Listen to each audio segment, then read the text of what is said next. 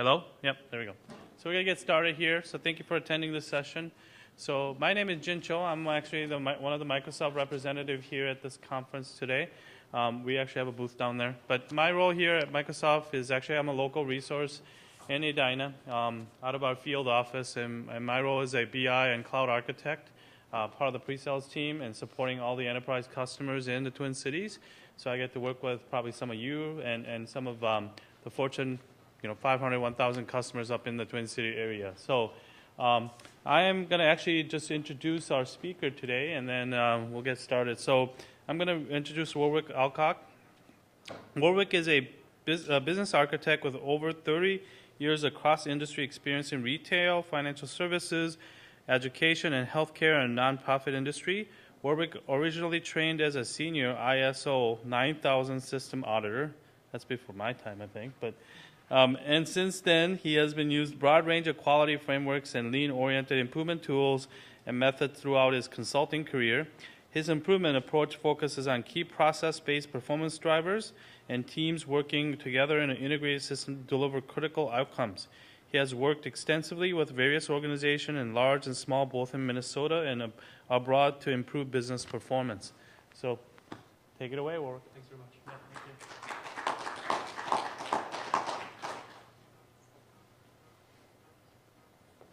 Thank you. Good afternoon, everyone. As far as outline is concerned, basically I'll just run through a couple of definitions, and then I will basically talk about a performance framework. And I'll be using the performance framework as a theme, holding together the presentation around agility and innovation and speed. In other words, how we would use agility, innovation, and speed to basically enhance the performance framework. And then we'll be talking about approaches to agility and innovation and implications and recommendations for business architecture. Make sense? So firstly, by way of introduction, I've worked in a number of different industry verticals for a number of different organizations in the Twin Cities and abroad.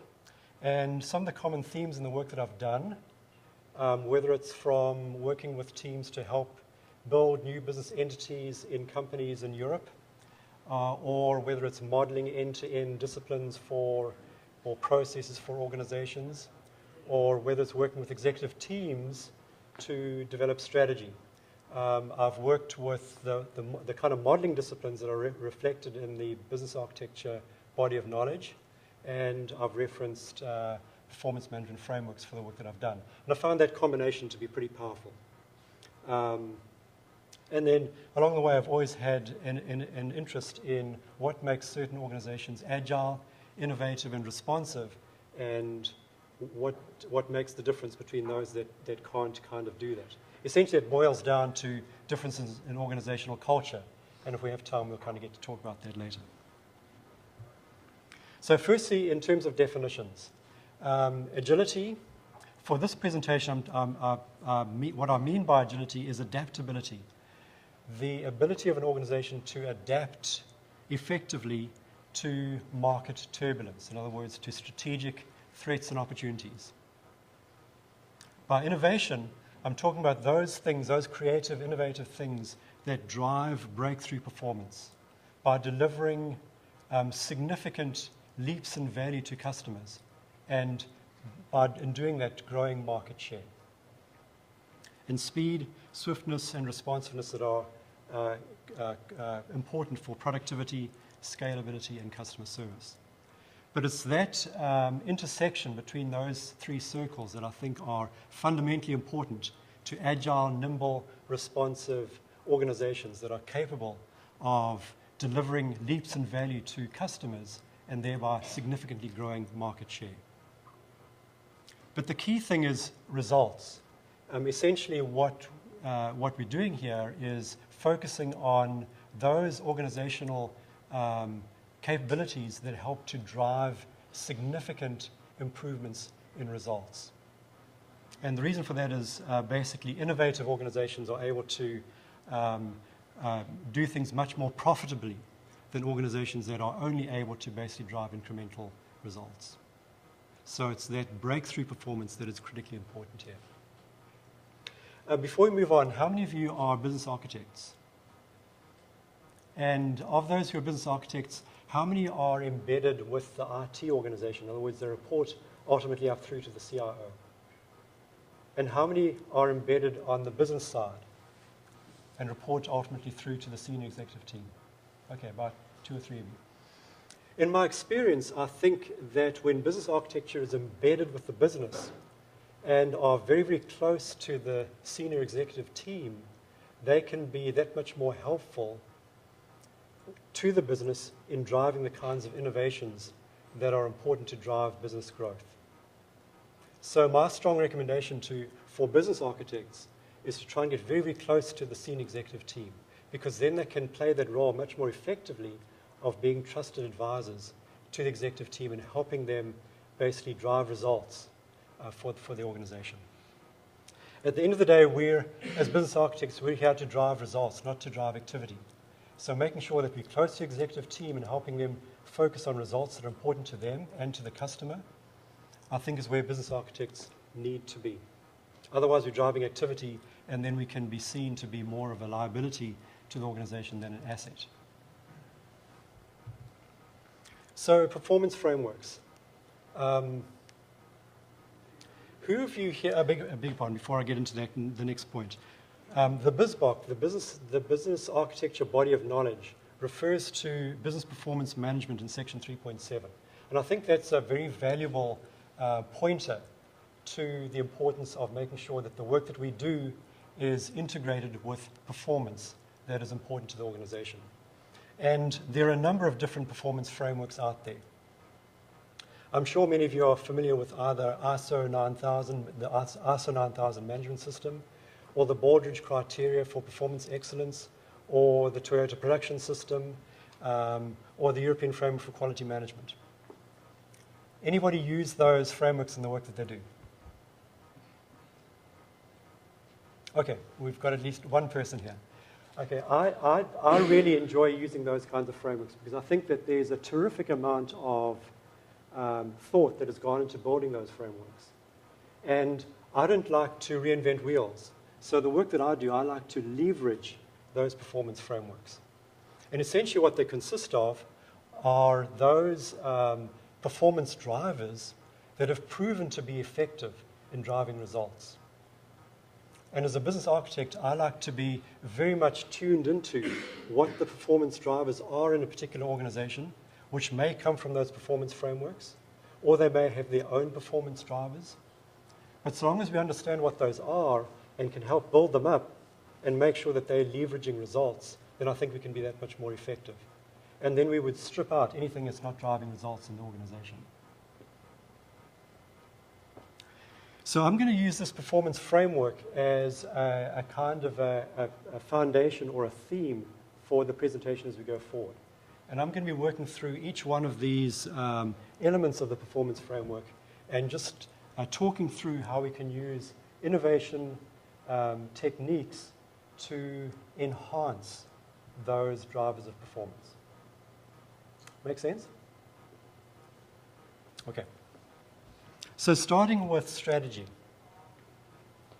As a business architect, one of the first starting points for me is to really understand the business model very well.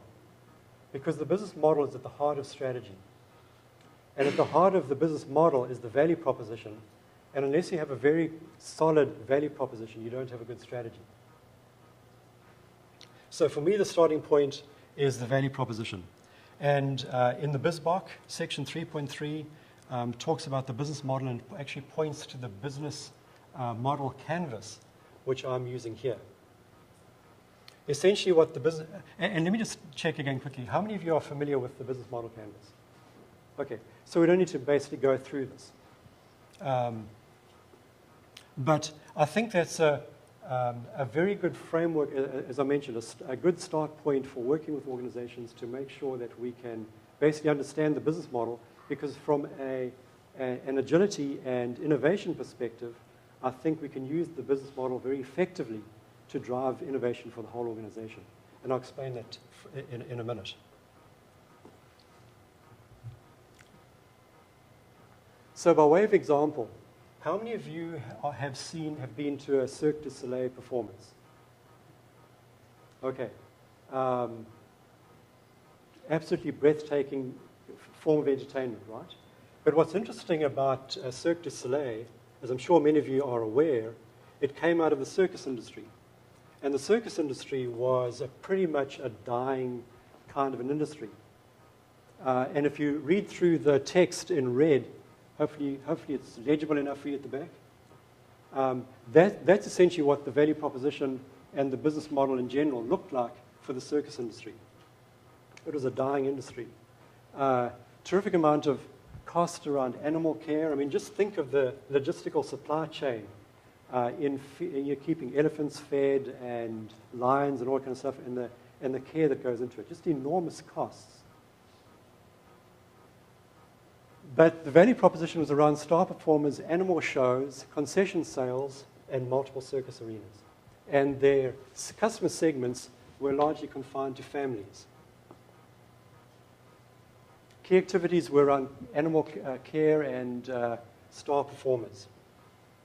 So what they did, they radically redesigned the value proposition and introduced fun and humor, thrill and danger themes, a much more refined entertainment environment, and so forth. And they significantly broadened the customer segment from families only to people who were used to paying premium prices for sophisticated entertainment, like opera and theater goers. And that enabled them to significantly increase their ticket prices and revenues. And because they were able to reduce their costs on the animal care side, they were able to basically reduce their costs at the same time. So that gave them a significant amount of margin, the difference between the revenues and the costs. And that just blew away the competition. It kind of blew them into blue ocean space from a strategy perspective. Make sense? So I think as business architects, it's very helpful for us to bear this kind of creative, innovative, agile thinking in mind. Because I think when we're working with executive teams, it's helpful to be thinking all the time about how we might offer a leap in value to customers in order to grow market share ultimately. Now, I don't think we're necessarily going to be helping executive teams completely redefine their markets the way that Cirque du Soleil did. But I think we can at least look at what goes into reducing the cost structure side of things and driving up the revenue through a leap in value to customers. Because at the end of the day, that's what basically grows the market share. Does it make sense? Just incidentally, when I've used this strategy canvas with leadership teams, I've found it very, very helpful, a very, very helpful method just to kind of get everybody on board with what their business model actually is. Because surprisingly enough, many executive teams I find aren't clear on their value proposition. And just kind of getting consensus on that as a start point is very helpful. Yes? Do you show them something like this to get their thinking going, or do you go in with a blank canvas and start working? I start with a blank canvas. So I basically, what I've done in the past, I've basically gone to some of the senior execs and just asked to get their view of what the central value proposition is, how they create it, and how they deliver it to their customer segments, and what their main costs and revenues are. And then once we've kind of got that input individually with some of the key senior execs, then bring the team together and start getting that team agreement on what that looks like.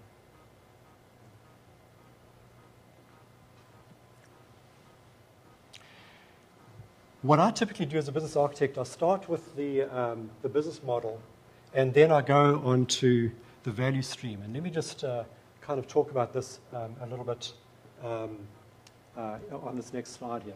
So this is a value stream from the health industry. And it's referred to in the BizBoc in section 2.5 under value mapping. So value stream, value maps, I think they're synonymous. But the main value stream here, prevent diseases. If you have a disease, you've got to deal with, diagnose it, prepare it, intervene, recover, and monitor. And before I kind of just go a little bit further, let me just see, how many of you have actually been hospitalized in the last year or two? Anyone? Okay. So let me tell you a quick story. My mother, who's 84 years old, about a year ago, she was at the gym and she basically got dizzy and blacked out. So she went into the hospital and they plugged every imaginable device and monitor to her body. And she says to me that she probably saw about 12 different doctors. And they all asked her what happened. And she said, well, I basically got dizzy and blacked out. They administered an enormous amount of tests. 24 hours later, they discharged her. And when she got home, I said to her, so what happened? She said, well, I'm not sure what they gave me these discharge papers. So we had a look at it, and it said their reason for discharge, reason for, their assessment was syncope. So I said to her, what does it mean? And she said, I haven't the foggiest idea. So we looked it up on the internet, and essentially it meant dizziness. So she'd gone and she'd told the doctors that she had got dizzy and blacked out, and when she was discharged, they said, well, she had blacked out because she got dizzy. And that's a true story. When the bill came in, and the bills came in dribs and drabs over about 6 months, when the final bill came in, it was about $7,000. Okay, so what that illustrates to me is when you talk about a value stream, which is focused on delivering value to the customer, I think a lot of our organizations don't have it right. Because in that particular instance, they had done lots of procedures and lots of tests, which were probably pretty good tests and procedures, but there was no value to her. When I asked her what she felt about her hospital experience, she said it was she hoped that she would never experience that kind of thing again. In other words, she was completely alienated from the organization. So Michael Porter, who I think has done some phenomenal work on value stream mapping, I think has really zeroed in on a fundamental requirement for changing the way organizations think about how they do things. Because the value stream map focuses people radically on driving value to the customer, not on these vertical silos where you charge for procedures that don't make any sense to your life. You know what I mean? When we got the bill, just to reinforce the point a little bit, there were 3 pages of procedures and tests and consumables that she was charged for. I couldn't interpret what they meant at all. It was as if somebody from Planet X had kind of dropped something in there, and we had to kind of translate it. It was like a foreign language altogether. Syncope. Who understands what syncope means unless somebody's going to come alongside you and actually explain it? Now, this kind of problem isn't germane to health organizations. I think it's common to almost any organization. And when I've used value stream mapping, and I've used Michael Porter's stuff, even though it's designed for the health industry, for example, in the retail industry. And the value stream map looks very different there, because in this particular case, in the value stream was making an inquiry with the customer, then asking for a quote, then converting the quote to an order, and then having the order shipped, and then customer service. And then basically built the same kind of concept around the value stream. But what's interesting about what Michael Porter recommends is that all the structure that goes around the value stream is designed to do 2 things. One is to radically ramp up the value to the customer, and secondly, to reduce unnecessary costs, to strip out unnecessary costs. And that provides the margin. Now, it's been hugely important. Texas Heart Institute, they specialize in heart health. And basically, using these kinds of concepts, they've been able to reduce costs for heart health care by 33 to 50% lower than would be the case if you went to a general hospital to get the same kind of thing.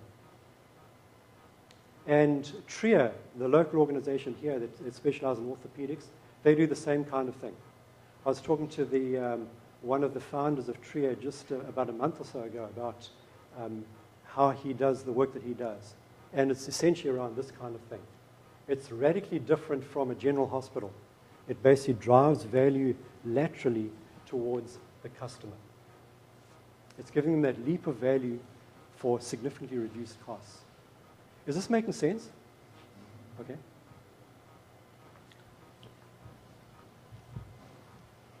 So the next element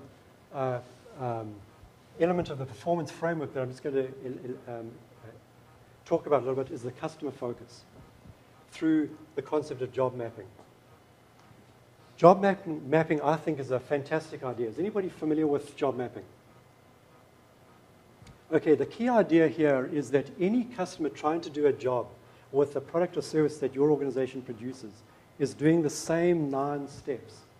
They're basically defining, they're determining the goals and planning the resources. They're locating, they're gathering items and information needed to do the job.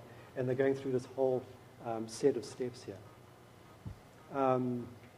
Anybody use bread makers or make bread with those automatic bread makers? Okay, I love making bread. And I make it with my 3-year-old granddaughter. I'm her little helper. And what we do is we go through these exact same steps. We get the bread maker right. We determine the goals and plan our resources, so we determine what sort of bread we're going to make.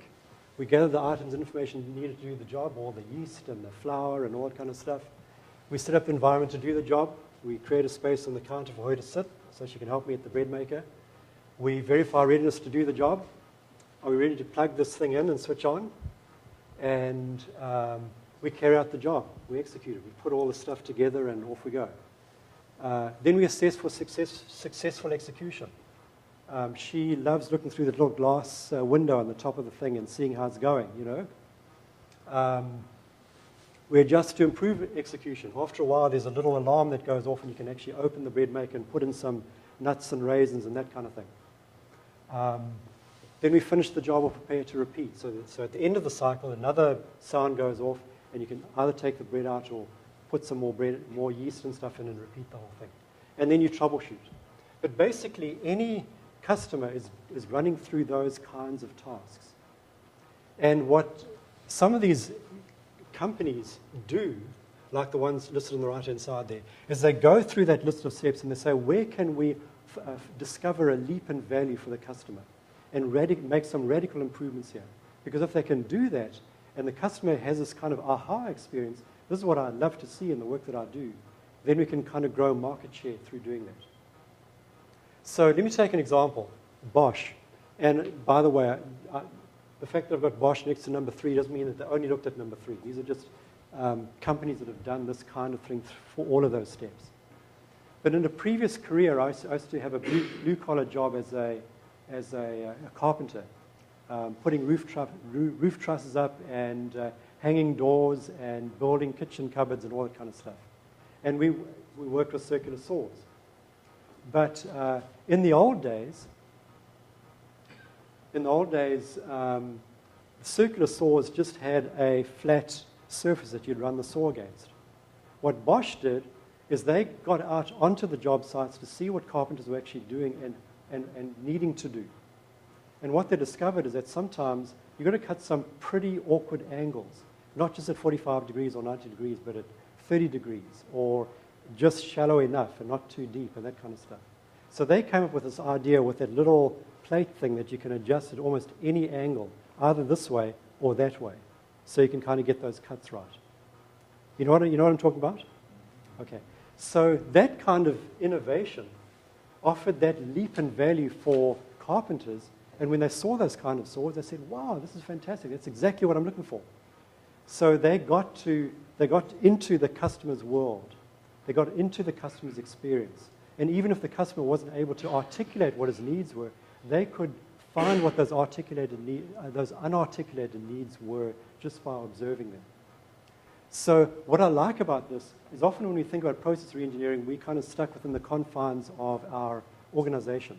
But this gets us radically outside of the organization to find where we can offer those leaps in value that at the end of the day mean expanded market share. Does this make sense? Okay. Another example. So one of the performance drivers in the performance framework is a focus on process.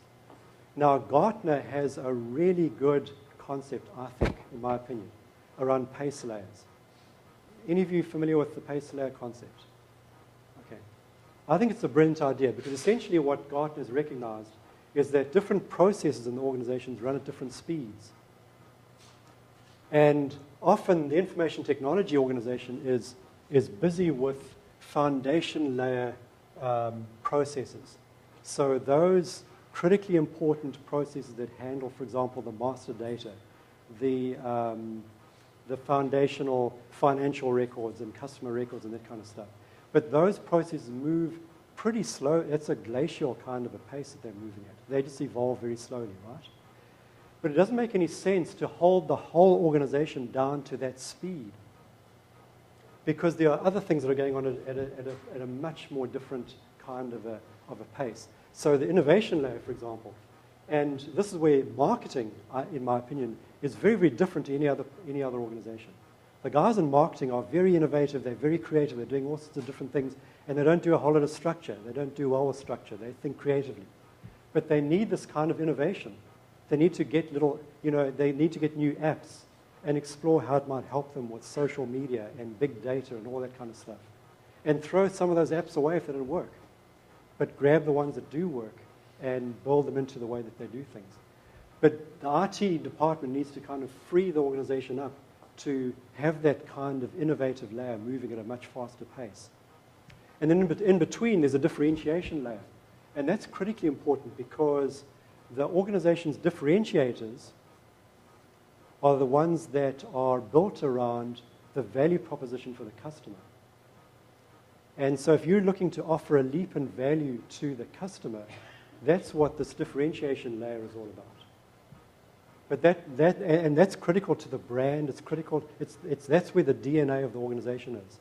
So when a customer is choosing between organization A, B, and C, they look for the one that offers the biggest differentiation in terms of value. Make sense? So that's what the differentiation layer is all about. And I think Gartner has done a tremendously good job in basically articulating this pace layer concept. So I would strongly recommend that organizations basically embrace this concept, look at their capability models and color them according to these different pace layers, and then develop a different strategy according to the different speeds at which these capabilities are moving. Make sense? Okay. People. People is a big element of the performance framework. And one of the techniques used to drive to build an innovation culture is to basically put together innovation teams, like Intuit did. And many other organizations have done the same kind of thing, by the way. So basically what they do is they've got a bunch of cross-functional people who are natural kind of born innovators, creative people, cross-functional people, and their job was basically to do exactly what we've kind of written up on that screen. I won't run through all the words because I'm sure you can read it for yourselves. But the idea was to get an innovation team together that can basically foster this innovation culture into an organization and then train other people to do the same kind of thing. I've worked, in the work that I've done as a business architect, I've worked with a prototyping team.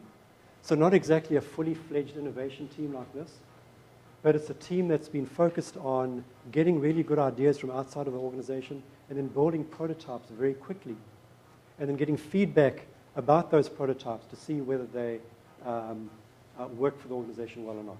Yes? What's your NPS 80%? Oh, I'm sorry. Net Promoter Score.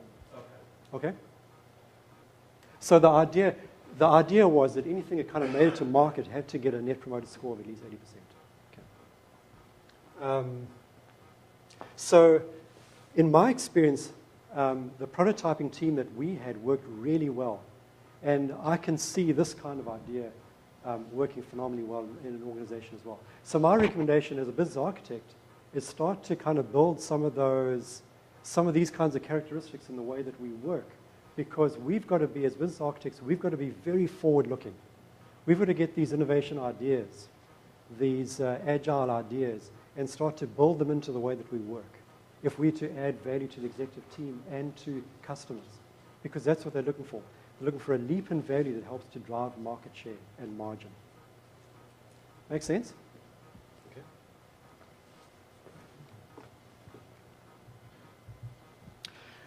One of the other performance drivers in the organization is organizational culture, which I've just simply called values. And I think this is phenomenally important because at the end of the day, we need to shift the culture from a traditional kind of a culture to one that's very innovation and agile orientated. And let me just start by quoting something from Gallup organization. How many people are familiar with the Gallup organization and the work that they do? Okay. They do some pretty amazing work. And I guess most of you then are aware of the stats that they bring out every year about engagement, right? And essentially they say that 70% of people in the average American organization are not engaged, which is a phenomenal number of people that have basically got their feet up on the desks and dreaming about martinis in Jamaica. So this, at the end of the day, this is the kind of difference we've got to make, because an innovative and agile organization has got to get everybody engaged in contributing their best ideas, not just the 30% who typically are engaged.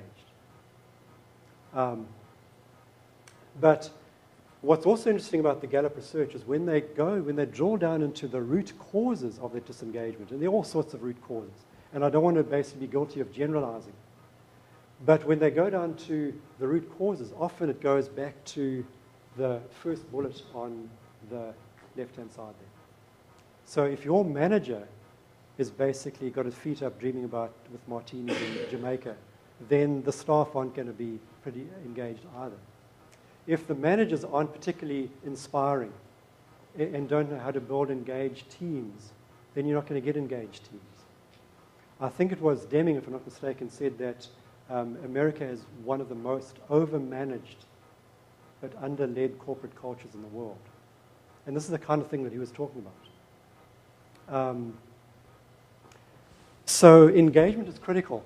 And by the way, I don't want to basically say anything negative about managers in general, because obviously managers are very, very important. But leaders tend to be the people who are innovators, who can kind of see the future, who know how to inspire people to basically work towards a vision of the future that is different than what we have today. And there might be a couple of things that might be surprising. So, for example, quality equals lean versus quality equals innovation. You know, the lean idea is a very, very good idea, don't get me wrong. But it's a kind of an 80s and a 90s idea that's come out of the Toyota production system and all that kind of thing. And I believe that the wave of the future is innovation. It's not saying that lean is bad, but I think what we've got to do is move beyond lean and get into innovation and agility and that kind of stuff. Because innovation is going to make the difference between between organizations that thrive in a turbulent global marketplace versus those ones that struggle. Zero defects. You can't have an innovative environment that requires experimentation if your culture insists on zero defects. Because by definition, if you're experimenting, some of those experiments are going to fail. It's not going to be a zero defects environment. Human resources, carrots and sticks. If you treat people as human resources and not as human beings, and if your strategy for managing people is to use carrots and sticks, as if you're training them to roll over and perform tricks, you know, people are going to sense that, and they're going to disengage. I think it's important in an innovative culture to treat people as human beings and respect them as individuals, and respect the creativity and their ingenuity, their intellects, the ideas that they can provide, the wisdom that they have, and engage that.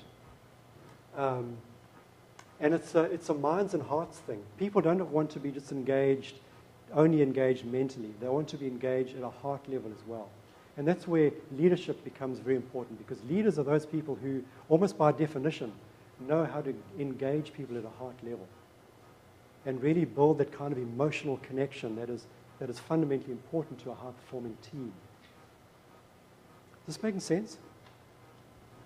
So I think, in my experience, organizations that don't get to this kind of culture can't really get to the point where they're engaging the whole organization to contribute their best in order to basically be innovative, creative, and highly responsive. Because if you've got this kind of culture where a lot of people are disengaged, that kind of agility is simply not going to happen.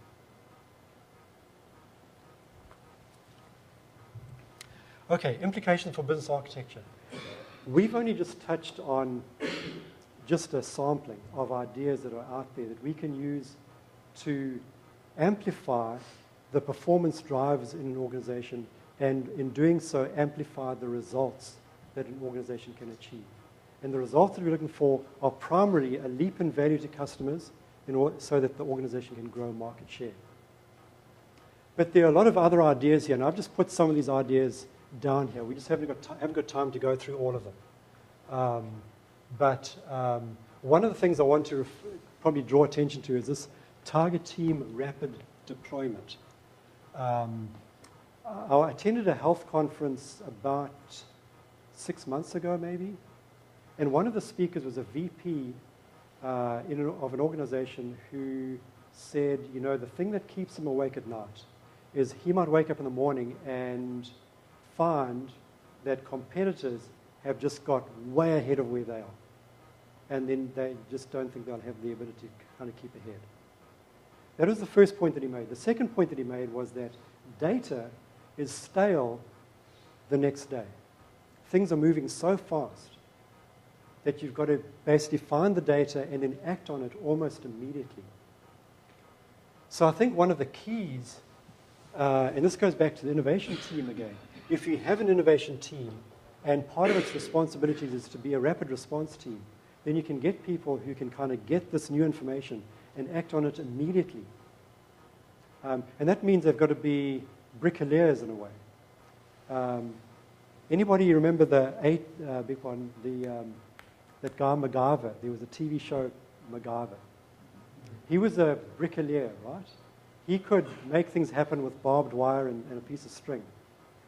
And, you know, I think that's essentially the kind of people we need these target teams to be. We need people who can get information that needs to be acted on immediately and then make a plan to make it happen, even if it's pretty rudimentary in terms of the way they're doing it initially. But get those results happening immediately and then build a more robust solution afterwards. But don't wait. This same speaker said, I don't have time to wait 3 months for a capability to be built. You've basically got to move straight away. So I think that's a pretty important, in my view, aspect of building an agile and innovative culture. Any questions or thoughts?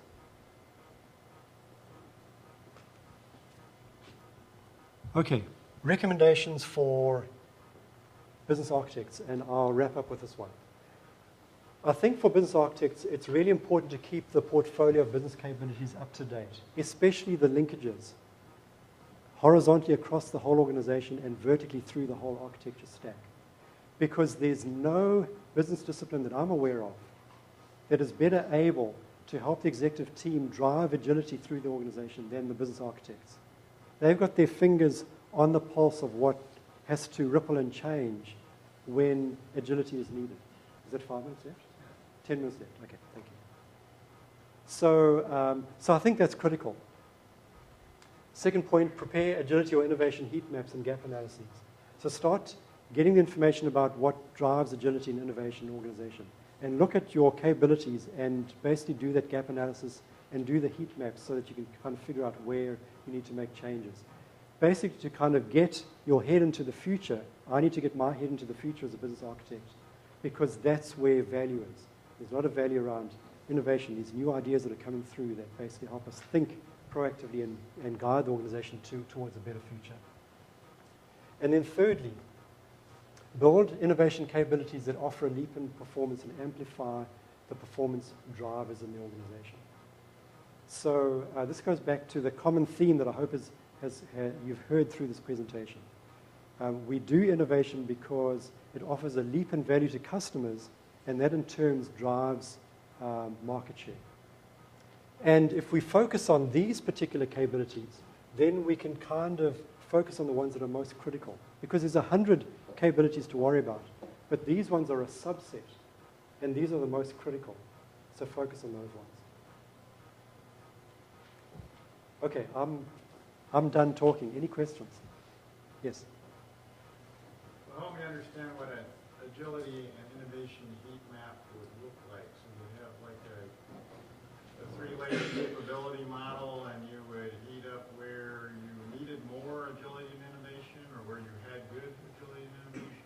Yeah, I think you could certainly basically color the capabilities in terms of where agility could be injected into those capabilities. Yeah. And what parameters would you use to evaluate whether that particular capability was agile or innovative, or whether it needed to be agile or innovative? And that, I think, would be a conversation with the senior executive team. Okay, so it'd be subjective evaluation by business leaders. Yeah. So, for example, in some of the work that I've done, we've found that the biggest problems and the biggest opportunities to drive value to customers was in the value stream. And then when we spoke to them about critical competitive differentiators, those added an additional layer of importance to those capabilities. So when it comes to innovation and agility, those are the ones that we zeroed in on. Those ones that unlock the most value to customers. Okay. Any other questions? Yes? One of the comments you made earlier around innovation and specifically dealt with risk reward or something to that effect. In our organization, our innovation is probably more centric to IT innovation. Okay. And to the extent that we try things from a technology innovation perspective and then find it. Okay. And I guess, can you maybe touch on, or do you have any comment to that Right. approach? Yeah, because I think it's an important point, because innovation can come from two different directions, right? They can come from the business side, or they can come from the information technology side. And I think at the end of the day, there needs to be some pretty good collaboration and partnership between the IT, so that the business understands and is educated about how IT can drive innovation into the business through new information technology methods and techniques and that kind of stuff. And in fact, I think there's some very interesting work that was done by somebody at the University of Cape Town that actually tracks technology trends in these S-curves. And I think Gartner speaks to that with their hype models as well. So I think it's useful just to kind of get that information, see where these technologies are, and when they get to the level of maturity that is right for the organization, start putting those ones in and having that conversation with the leadership team, so they understand how they can basically leverage it going forward. Yes? I just wanted to add a comment to that. One of the other vendors here, Charles Betts, is put together a value stream model for IT, and that could be something to start with in the method that you described for, where you have a value stream model and you start to evaluate yourself there, and then do that heat map against the value that you're providing in your IT operation. Yeah, I would agree with that, and I think if the priorities for the business, in terms of their heat maps or what offers a leap in value for customers, is reinforced by the IT heat maps and value streams and that kind of stuff, then I think you get a win-win situation. You get this perfect integration between IT and the business. Yes? You mentioned that agility and defined as adaptability. So when you're still I'm sorry, just repeat that again. the agility defined as adaptability. Yes. So how do you get the executives to define what that means for organization? What does it mean to be adaptable? You know, when I've spoken with exec teams about agility and adaptability, I've found that it's a very natural kind of a conversation, because their minds are around what's going on in the marketplace out there, the critical trends and all that kind of stuff. And you know, they see their competitors getting closer and closer, or whatever it might be. So they know that they've got to basically respond to that. They've got to adapt to that. So that that kind of conversation, I think, is very easy to have. They also know, and some of the most important conversations I've had with execs has been around the competitive differentiators, what makes their organization distinctive in the marketplace. In other words, why customers are choosing their products and services rather than their competitors, or vice versa. That's part of the strategic conversation. So that's what they're paid to do. So I think that's a fairly easy conversation to start with.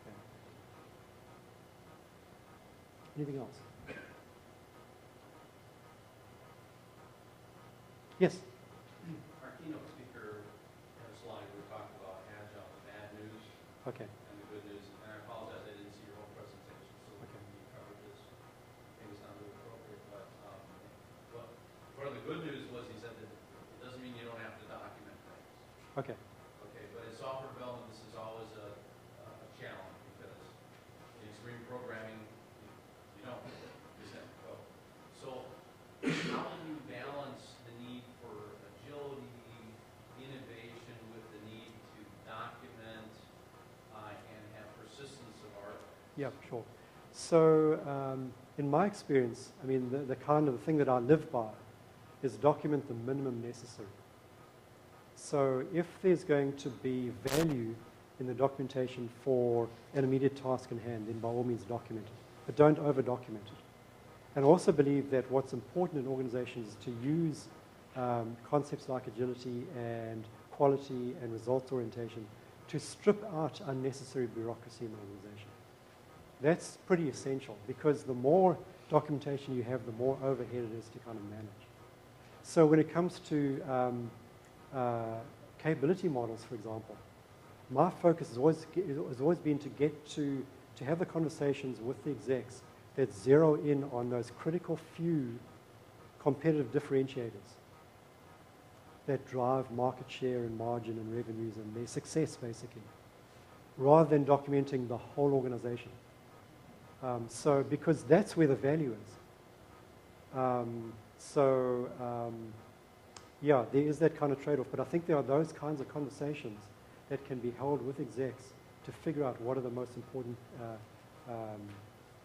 pieces to pay attention to from a documentation perspective.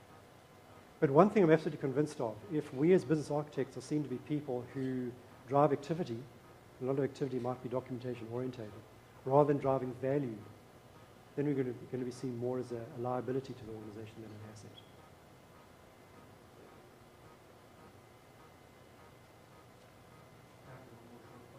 Okay. Well, how's that equation, what you just said, how's that equation change from tactical to strategic, from short term to long term? The documentation side of it? Yeah, for example. Okay, so, again, I would say that it's a matter of conversation with the executive team, because I think part of what we do is we develop a roadmap that the execs need to basically flesh out as much as they can. And often execs will say, well, we can't possibly foresee what things might be like beyond 5 years. And that's okay. So that at least puts a bit of a stake in the ground and says, well, let's not document for 10 years out or more. Let's just document as far as they can see, but help them basically lay out that roadmap so that we've got a logical progression from where we are now to our preferred future 5 years out. And for some organizations, even 5 years is too much.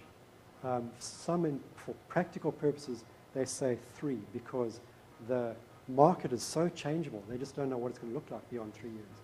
But then at least that's the framework for the roadmap. So document the minimum necessary to have a logical roadmap so people can do their planning effectively.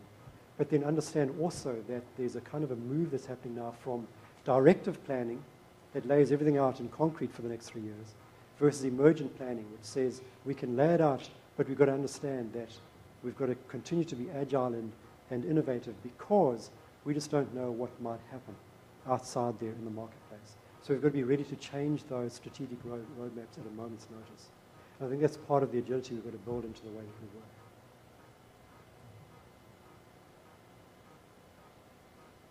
Okay? Thank you so much. All right. Thanks very much, everyone.